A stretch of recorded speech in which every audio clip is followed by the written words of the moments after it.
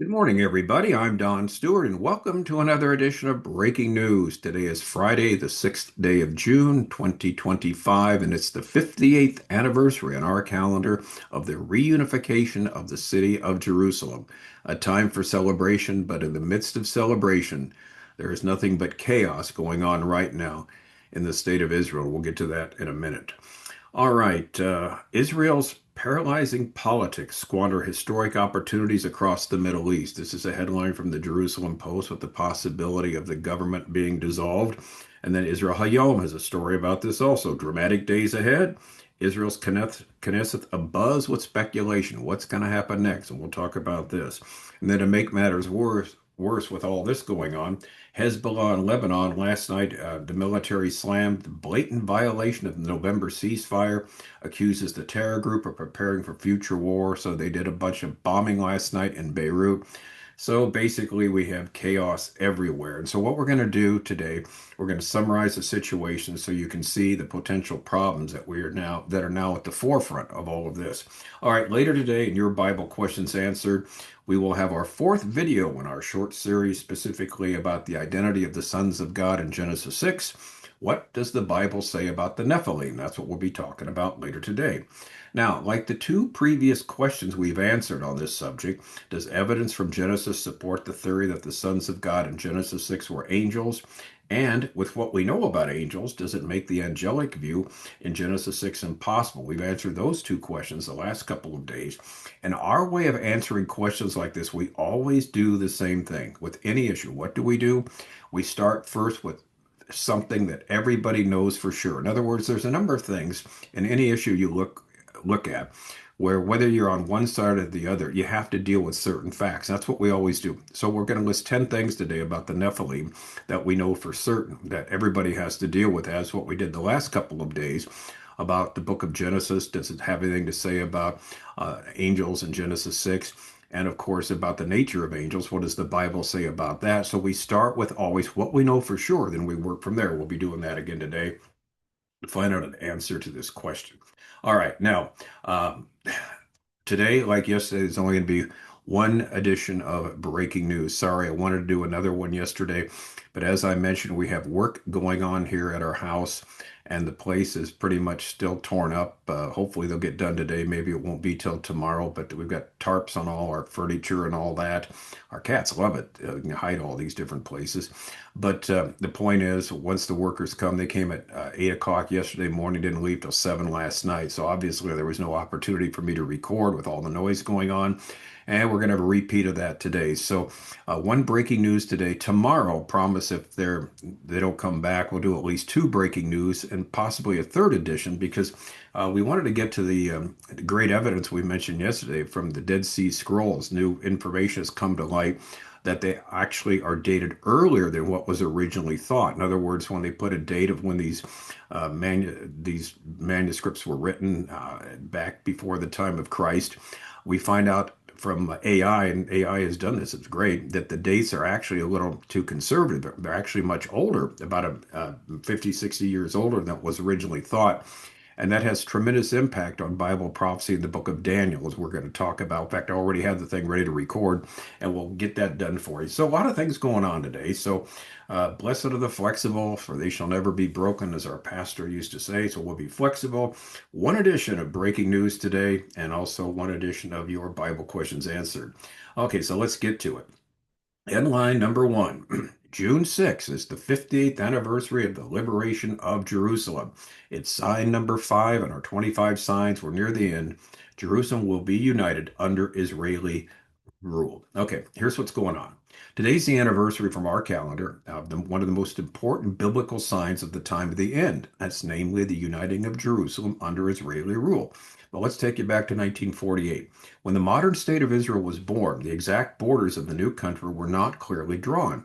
What made matters worse is 1 minute after midnight, after May 14th, Israel was attacked by 5 different nations, and the newly formed state of Israel had to fight the War of Independence against its Arab neighbors. The situation after 1948, once the War of Independence ended, the city of Jerusalem was divided right down the middle. East Jerusalem was in the hands of a country called Transjordan, while West Jerusalem was in the hands of the Israelis. The problem, of course, East Jerusalem is where the Temple Mount is, where a third temple will be built, also where the Mount of Olives is, and the Golan Heights, etc., was not part of Israel's territory at that time. But as we mentioned, the careful Bible students say, wait a minute, that has to be, under Israeli hands. There has to be another war that takes place because they must control the Temple Mount to build a third temple. They must be at the Mount of Olives, the Golan Heights, because that's assumed to be under Israeli control when the Ezekiel 38-39 invasion takes place. And so basically what happened was 19 years later, check it off. The city of Jerusalem was united June 6, 1967, and it's been that way ever since. Today is, excuse me, today is the 50th anniversary of that. And the Mount of Olives, the Golan Heights are all under Israeli control. So this fulfilled Bible prophecy. And so it's after the miraculous rebirth, a second thing had to happen. It did happen. The uniting of Jerusalem, the territory now on the Mount of Olives, the Golan Heights, all under Israel's command. This had to be there for the events to take place that are still predicted to happen. Now it's been 58 years; they haven't happened yet, but the stage is set for that. And again, it's all in God's timing. So with the Six-Day War, this is what took place. And again, today is the 58th anniversary of this. However, in this day of celebration, all is not well, and that's the understatement of the year. Okay, headline number 2.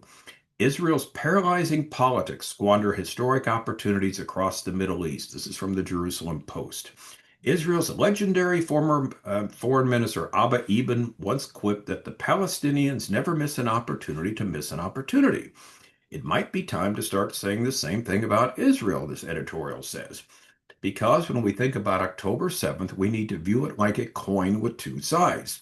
One is the catastrophic failure, the worst massacre of Jews on a single day since the Holocaust, and a failure that falls on both the tactical mistakes of the IDF and the Shin Bet, that's Israeli security agency, as well as the faulty strategic policy set forth by Prime Minister Netanyahu and his government. But on the other side of the coin, it tells a different story, one of regional transformation. In the 20 months since, the Middle East has been dramatically reshaped. Hezbollah has suffered a significant strategic blow, one that could, with enough courage from Lebanon's new government and the backing from the West, even lead to its collapse. In Syria, Bashar Assad is gone. While his successor el-Sharaa carries a violent jihadist past, he has openly hinted at normalizing ties with Israel. Iran, meanwhile, is more vulnerable and exposed than ever with its S-300 air defense systems, which were destroyed by Israeli strikes. And in Gaza, even as the war drags on and the hostages remain in captivity, Hamas is only a fraction of what it was on October 6th. Now, these are real accomplishments achieved by the very same IDF and its political leadership that failed so tragically, as the story goes here, on October 7th. But here we go. Here's the critical question. Will Israel know what to do with the opportunities that it's been handed? Will the government rise to meet its historic moment, or will it squander it in the petty and paralyzing politics of the here and now? So anyway, the article then goes on to say about the various issues that must immediately be dealt with. Hamas in Gaza, Iran and its nuke program, next door neighbor Syria, with a former terrorist at the helm, and giving Turkey a military foothold in the country. And then if the government is dissolved, then what's going to happen in the short term with these pressing issues? Israel cannot afford to wait or to kick the can down the road. So the question becomes this: will Israel, what will be able to do? What will they be able to do with these issues if only a caretaker government's in place, waiting for the results of the next election? And this looks like it could happen. The dissolving of the parliament, the two ultra-Orthodox parties there do not like this law that's going to come into effect, supposed to come into effect in October, that causes their young men to be drafted. They have not, even though they're of draftable age, since the founding of the state of Israel, they were never drafted into the Israeli army. What they do is study the Torah all day. They basically freeload off the country. And there's a number of them that do this. But Israel needs all hands on deck to fight these various wars, and they need these people to become part of the Israeli military. And these ultra-Orthodox parties say no. And if you try and force these young men to go into the military, then we're going to bring down the government. And that's exactly what they're working on right now. So we'll see what happens. We don't know what's going to occur here. But if the government is, again, dissolved, That means that the present government, Netanyahu's, would only be a caretaker government. And then it brings up all sorts of issues. This happened before when Netanyahu was in the same position waiting for the next elections. You had all these people argue legally. Well, he can't do this. He can't do this. And so will he be able to do a strike against Iran? Will he be able to, make some type of deal with Hamas to get them out of Gaza, or once and for all, or destroy them once and for all? That's going to be up in the air if the government is dissolved, if the Knesset is dissolved, the parliament. And so we're going to wait to see what happens. So this brings us to our third headline. That's from Israel HaYom. Dramatic days ahead. Israel's Knesset abuzz with speculation. Despite a crisis that makes an early election seem more likely, Likud members remain confident that Prime Minister Benjamin Netanyahu sees things unfold differently. The speculation includes scenarios ranging from a partial hostage deal to a significant security event.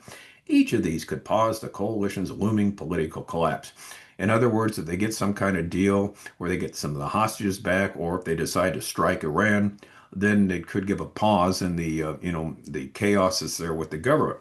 But this is the big question, but nobody knows the answer to. And the last thing you want to see is the government collapse if you're Israel, because like the previous article said, as the Palestinians never missed an opportunity to miss an opportunity, seems what Israel's doing right now. They're petty politics. And so this is the mess that they're in right now and the fiasco that's there. So it's a big question no one knows the answer to. But to make matters worse, if they didn't have enough problems, we've got, not only Hamas, Iran, and then Syria with its crisis. How about Lebanon? Just last night, they had to bomb Beirut because supposedly, as we'll see from this next story, there was a blatant violation by Hezbollah of the ceasefire that's in place.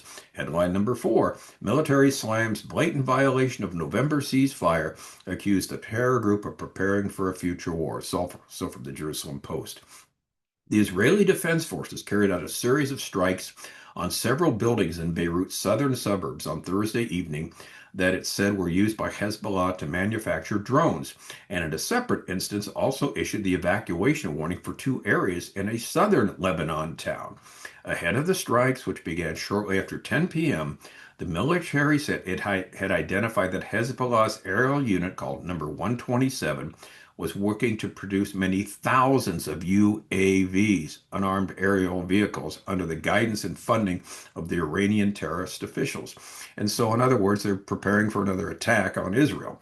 This was happening, the military said, despite the understandings between Israel and Lebanon, as laid out in a November ceasefire agreement that halted more than a year of fighting along Israel's northern border. It said that Hezbollah was working to expand its drone manufacturing process to prepare for a future war with Israel. And of course, Israel's going to have none of it. The activity is a blatant violation of the understandings between Israel and Lebanon. The Hezbollah terror organization creates challenges for the Lebanese state and thus impairs the implementation of the understandings. This is from the IDF, the Israeli Defense Force. Defense Minister Katz confirmed ahead of the strikes, along with Prime Minister Netanyahu, that he had instructed the IDF this evening to strike and destroy buildings used by the terrorist organization Hezbollah to manufacture and store drones in the heart of the Dahiya district of Beirut. We will continue to enforce the terms of the ceasefire without any compromises, and we will not allow any party to make threats against the northern communities and all citizens of Israel, said Katz.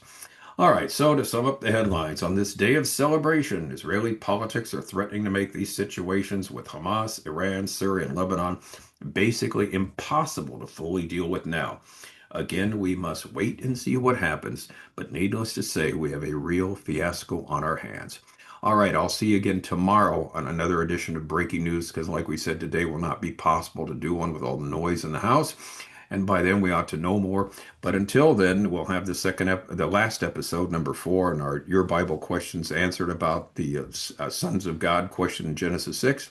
So we encourage you to watch that. Until then, please pray for the situation, and we will keep you posted. And we'll do a number of stories tomorrow and give you the latest. I'm Don Stewart. Thank you for watching, and as always, may the Lord richly, richly bless.